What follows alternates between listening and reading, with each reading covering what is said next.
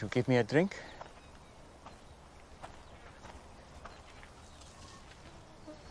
Did you hear me? That bad, huh? What? You, a Jew, ask for a drink from me, a Samaritan, and a woman. I'm sorry. I should have said please. You know, it's not safe for you to be alone out here. Nor you. Why haven't you come with others?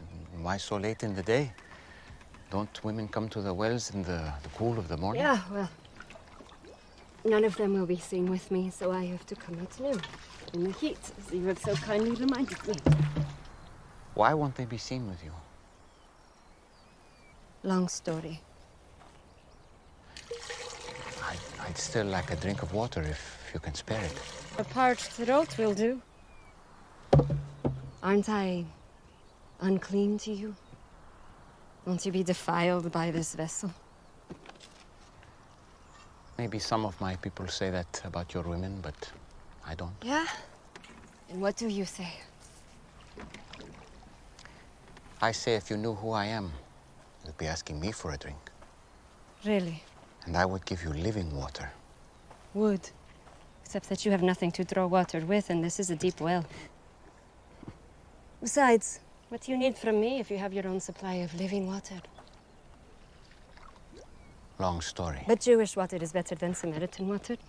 That's not what I Are said. you a better man than our ancestor Jacob, who dug this well? Your water is better than his? I know Jacob. And everyone who drinks this water will thirst again. But whoever drinks the water that I give him will never be thirsty again. Wouldn't that be nice? The water I give will become in a person a spring of water welling up to eternal life. Really? Yes, really. Prove it. First, go and call your husband and come back. I will show you both. I don't have a husband. You are right. You've had 5 husbands. And the man you're living with now is not your husband. Oh, I see. You're a prophet. You're here to preach at me.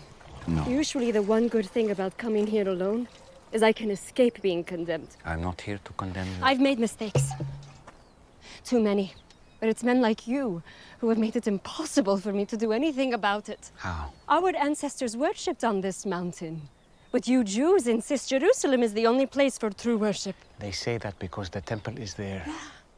Exactly where we're not allowed. I'm here to break those barriers. And the time is coming when neither on this mountain nor in Jerusalem will you worship the Father. So, where am I supposed to go when I need God? I've never received anything from God, but I couldn't thank him even if I did. Anywhere. God is spirit.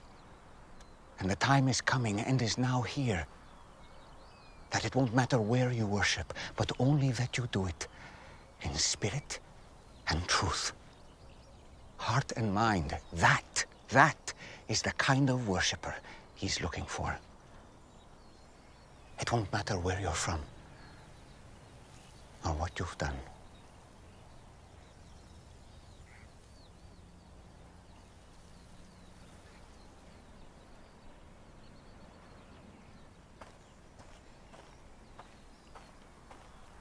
Do you believe what I'm telling you? Until the Messiah comes and explains everything and sorts this mess out, including me, I don't trust in anyone. You're wrong when you say that you've never received anything from God. This Messiah you speak of, I am he. The first one was named Ramin. You were a woman of purity who was excited to be married. But he wasn't a good man. He hurt you. And it made you question marriage and even the practice of your faith. Stop it. The second was Farzad. On your wedding night, his skin smelled like oranges. And to this day, every time you pass by the oranges in the market, you feel guilty for leaving him, because he was the only truly godly man you've been with. But you felt unworthy.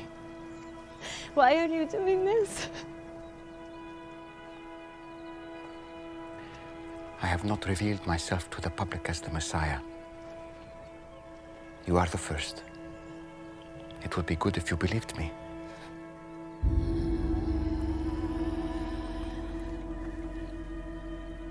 You picked the wrong person. I came to Samaria just to meet you. Do you think it's an accident that I'm here in the middle of the day?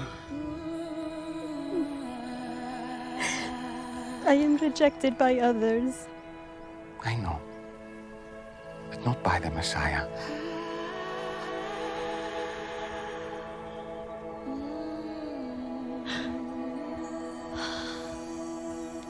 And you know these things because you are the Christ.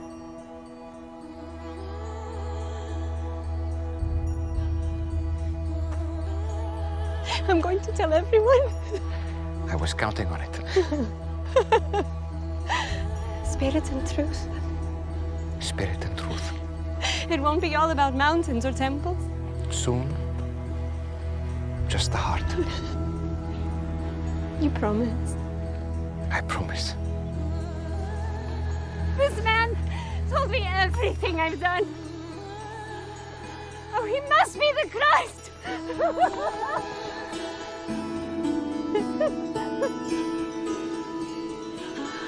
Hey, wait! You what there? You forgot your Fancy a man who told me everything!